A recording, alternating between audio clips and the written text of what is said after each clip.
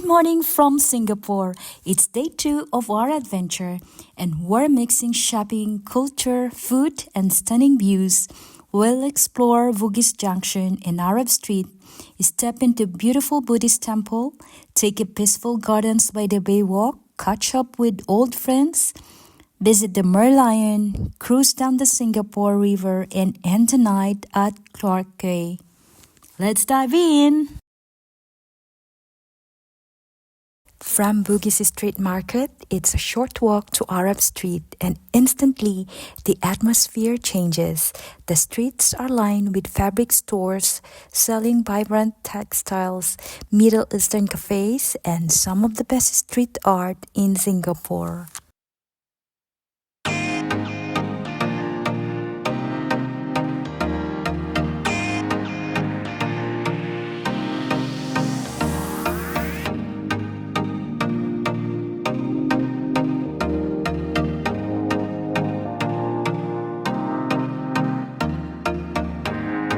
This is Sultan Mosque, and one of the most important mosques in Singapore. With its iconic golden dome, it's even more stunning in person. And here's a tip: if you plan to go inside, dress modestly. They provide coverings for visitors if needed, so don't worry if you forget. Remember to be respectful, no loud conversations. Dress modestly and follow any signs for photography rules. The Sultan Mosque dominates the area with its golden dome, a must-see, and even better if you catch it on a sunny day. Arab Street is also a great place for Middle Eastern food such as kebab and among other foods that you might find.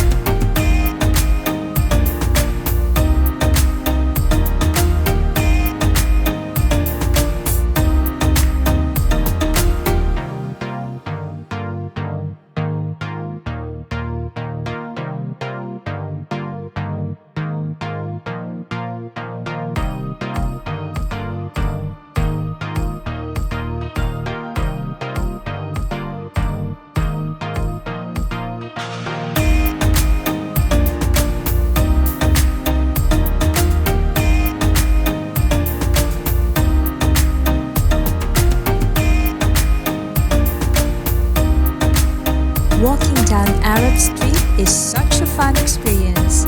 You'll spot all kinds of little gems, cool souvenirs, colorful fabrics, and even beautifully made carpets with traditional patterns. It's one of those places where you can just slow down, browse around, and really take in the vibe of Singapore's cultural side.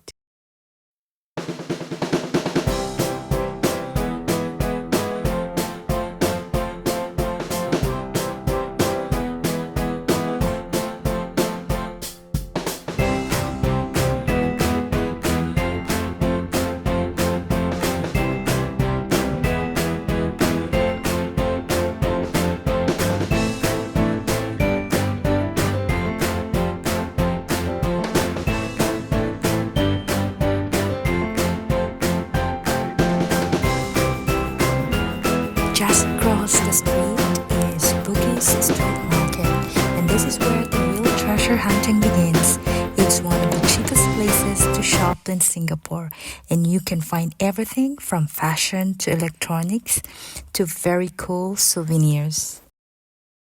Packed with over 600 stalls, clothes, souvenirs, electronics, cool accessories, you name it, they have it. Most things here are very affordable compared to Orchard Road or Marina Bay. And if you're buying a few items, you can politely ask for a little discount. It's not full-on bargaining like in some other countries, but a friendly smile goes a long way. But here's something a lot of tourists miss. Bugis Street isn't just the ground floor. Head upstairs and you'll find a whole other world. The second level has fashion, bags, and more accessories. But the third floor is all about beauty. Of course, shopping makes you hungry, and Bugis Street has plenty of snacks. You'll find bubble tea everywhere, plus little street food bites like fried skewers and fresh juices, perfect fuel for the rest of the day. So after our walk around the Sultan Mosque, we decided to take a little break. I even treated myself to a quick nail polish session while we rested our tired legs and sipped on some icy cold avocado juice. Honestly, it was the perfect way to recharge before continuing our adventure. Albert Center Market and Food Center, a hawker center famous for its variety and affordability. This is where locals eat, so you know it's good.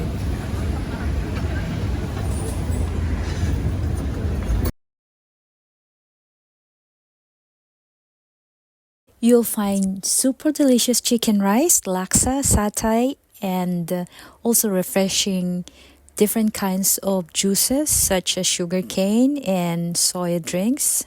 So, well, I went for soya drinks and it cost just a few dollars, full of flavor and perfect recharge before our afternoon walk.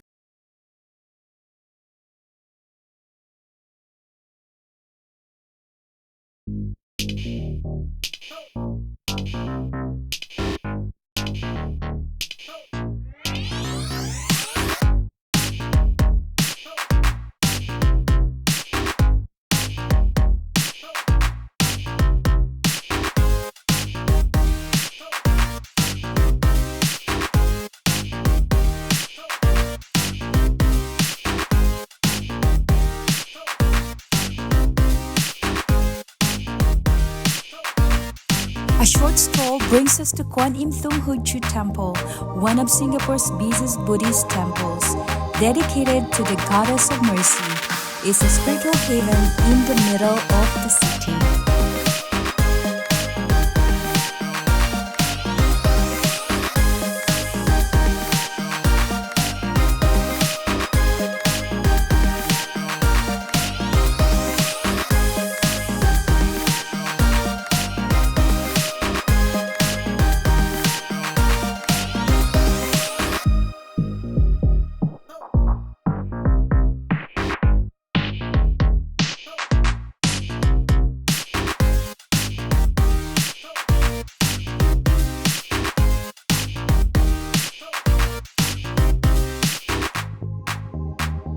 Inside, it's calm and reverent. You'll see people lighting incense, offering flowers, and quietly praying.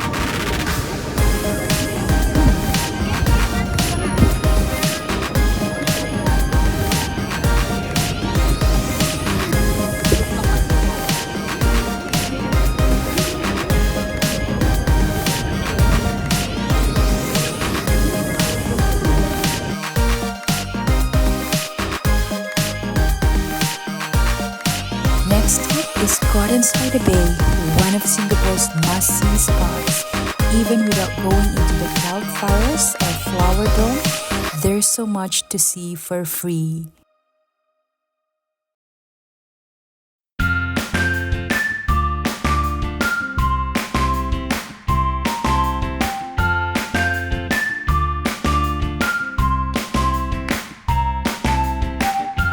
It was the middle of the afternoon, so my friend suggested we take the shuttle to the dome. And honestly, It was such a smart choice, quick, easy, and save us from the heat. This is the Supertree Grove, and at night, these trees light up in a spectacular show. But even in daylight, it's beautiful and surprisingly peaceful if you wander away from the main paths.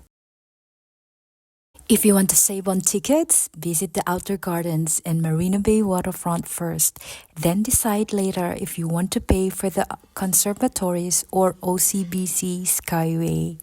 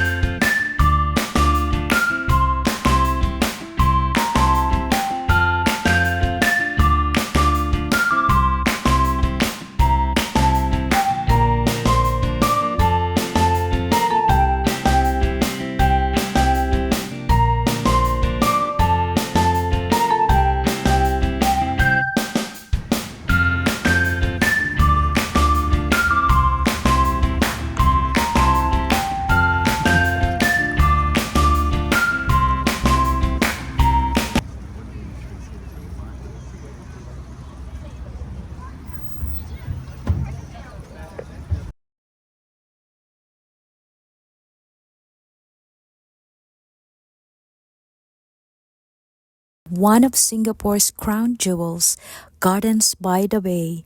This isn't just a park, it's a futuristic garden where nature and architecture blend in the most spectacular ways.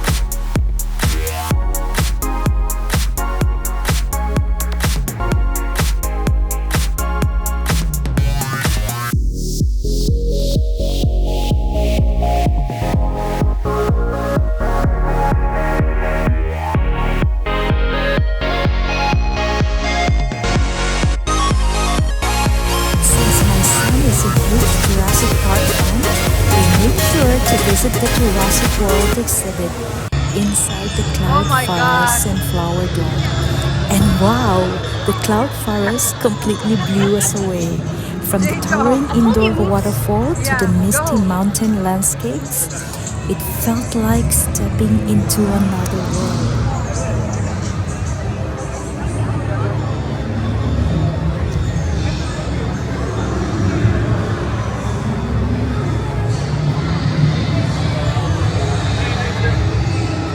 Look at me.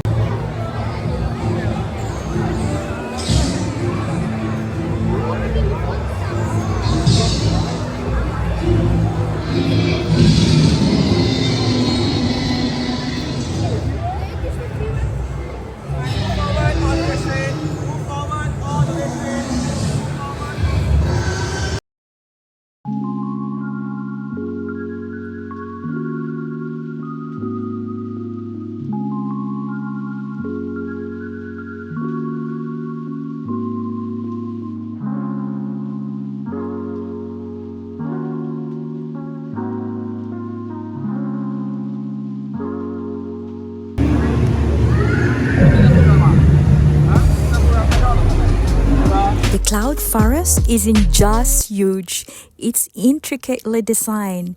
Every plant, every pathway, every waterfall seems perfectly placed to create this immersive, almost magical experience. Huge kudos to the architects. They truly turn a building into a living and breathing wonder. I am really amazed. From towering indoor waterfalls to exotic flora from every corner of the globe, I must say, Gardens by the Bay is an unforgettable experience for families like us, nature lovers, and anyone who appreciates brilliant design. Definitely a highlight of our day 2 adventure.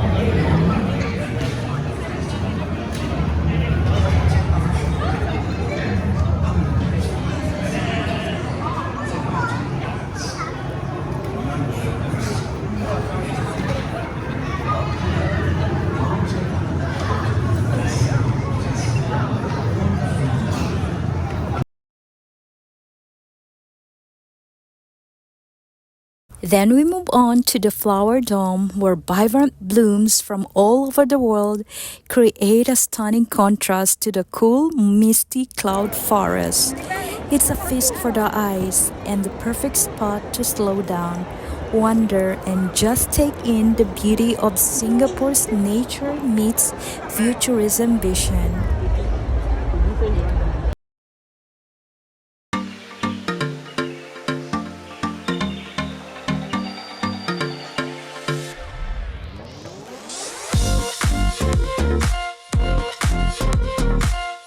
After our visit at Gardens by the Bay, it's time to visit Singapore's most famous mascot, the Merlion.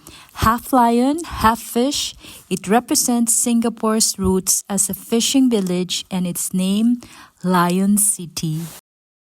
Here's a fun fact. There's actually more than one Merlion in Singapore, but this one is the original and the most iconic. Another tip, the best time for photos here is either early morning or around sunset to avoid the harsh midday light. One of the best parts of traveling is reconnecting with people you haven't seen in years. I met up with some of my high school friends who now works in Singapore, and so we caught up over lunch, swapped stories, and reminisce about the old days. How wonderful it is to meet them again. It's such a surreal feeling years apart, different paths, and suddenly we're all here, sharing a beautiful picture under the Singapore skyline.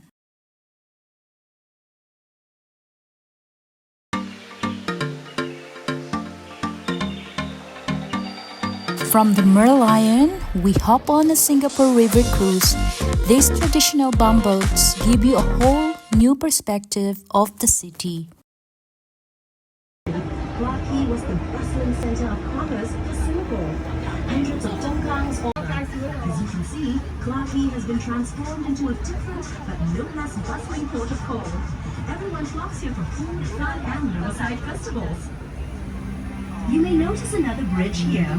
This one's called Reed Bridge, and a continuous looping promenade that connects everything you see along the riverbanks. Take a leisurely stroll and soak in the atmosphere along the 6-kilometer promenade that flanks both sides of the river. As you take in the sights and sounds, you'll be comfortably shaded by lush greenery and definitely tempted by the many shops and cafes along the way. Look across the river and up to your left. See the lush green hill and the large tower overlooking Clarke and the river? That is Fort Canning Hill. Locations and lots, its multi-hued facade not only reflects Singapore's multicultural heritage, but also boasts of the building's equally valuable past.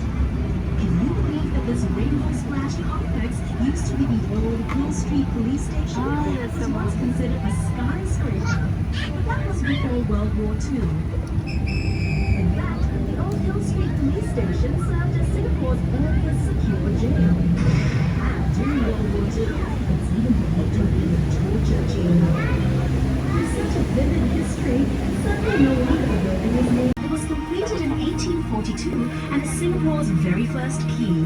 At its peak in the 1860s, Boat Quay handled 3/4 of Singapore's total shipping business. The sheltered riverbanks make excellent loading and unloading places. Back then, the Clarke River was 1869 and named after Colonel Sir William Orford Hackner, Singapore's last governor. It's Singapore's only suspension bridge to have retained its intricate original form. It was manufactured in Scotland, then shipped to Singapore later to be assembled. Unfortunately, the bridge was built too low, and boats had to wait for low tide before they could cross. So look out and don't forget to duck as you cruise under the bridge. Just kidding. Coming up on the other side of Hackner Bridge, you'll see a group of little boys jumping into the river. Don't worry about jumping in to save them. They're actually incredibly lifelike bronze sculptures showing a scene from the river's past, where children would stand and wave cheekily from the houses. And after they would take off all their clothes and jump in for a cool afternoon swim. Standing tall and majestic is the exclusive Hilton Hotel, which blends the elegance of old world charm with modern convenience. Built in 1928, lots of paper pushing went on behind the hotel's splendid columns before its glamorous makeover. Its facade is a masterpiece of neoclassical before it was hauled by barge to its new Marina Bay in 2002. As we make our way out into Marina Bay, you'll be able to see the Merlion for yourself and hear all about its story.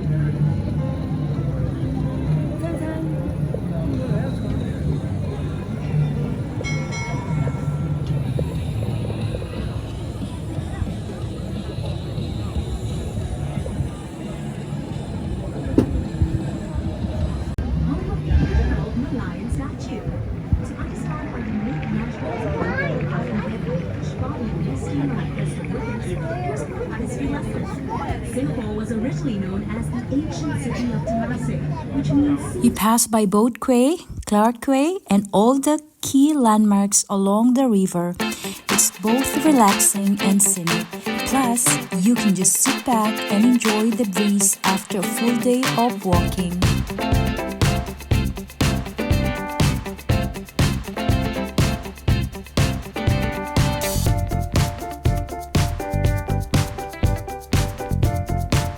After a river cruise, we finally end the day at Clarke Quay, walking, Singapore's nightclub hub. Whether you're here for dinner, drinks, or just people watching, the atmosphere is electric.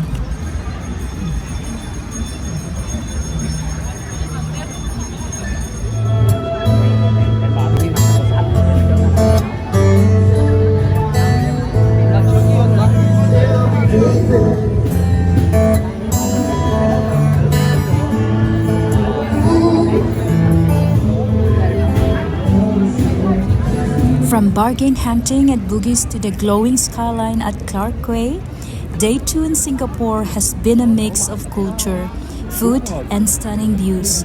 Tomorrow, we explore even more. So stay tuned! And that's a wrap for Day 2 of our Singapore adventure. If you enjoyed exploring with us, don't forget to give this video a like, subscribe to Strolling Venice for more travel stories, and hit the bell so you don't miss day 3 in Singapore. Coming very soon. Grazie!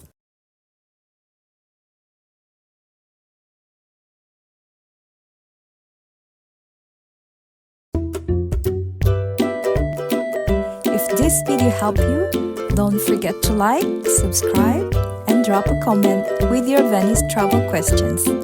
See you in the next video. Ciao!